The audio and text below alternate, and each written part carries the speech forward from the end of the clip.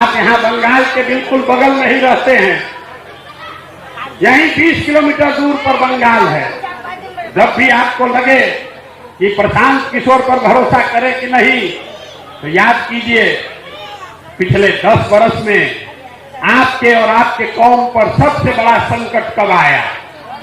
आप पर एक ही संकट आया, इतना बड़ा था जिसमें आपके घरों की महिलाएं भी निकलकर बाहर धरने पर बैठी।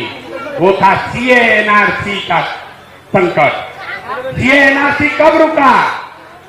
सीए एनआरसी उस दिन रुका जिस दिन भाजपा को बंगाल में, तारीख नोट कर लीजिए, 2 मई 2021 को जिस दिन भाजपा को बंगाल में शिकस्त दी गई, उस दिन सीए एनआरसी रुका।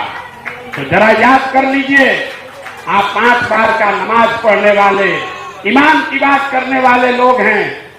जब बंगाल में लड़ाई लगी, जब दीदी के अपने लोग उनको छोड़कर भाग गए, तो देश में कौन आदमी है जो दीदी के मदद में खड़ा हुआ? लालू, तेजस्वी, अखिलेश, राहुल गांधी बंगाल नहीं गए थे। यही लड़का प्रशांत किशोर गया था, जिसने बंगाल में अपना गर्दन फटाया।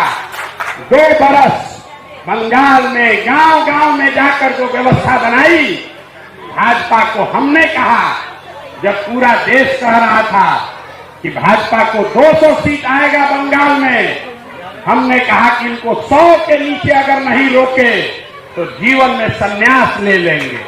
हमने रोका भाजपा को कितने पर? 77 पर।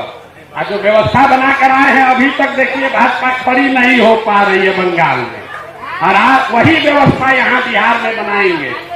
अगर खाली लड़ने के लिए लड़ना है तो लालटेन को पकड़े रहिए, लेकिन भाजपा को एकदम पटक देना है तो जनसुराज में अपने बच्चों के साथ आइए, हम आपको जिताने का दावा करके दे रहे हैं।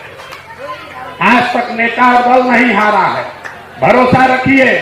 अगर आपका भी हाथ पकड़ेंगे, आपके बच्चों का हाथ पकड़ेंगे, तो आपको भी हारने नहीं देंगे।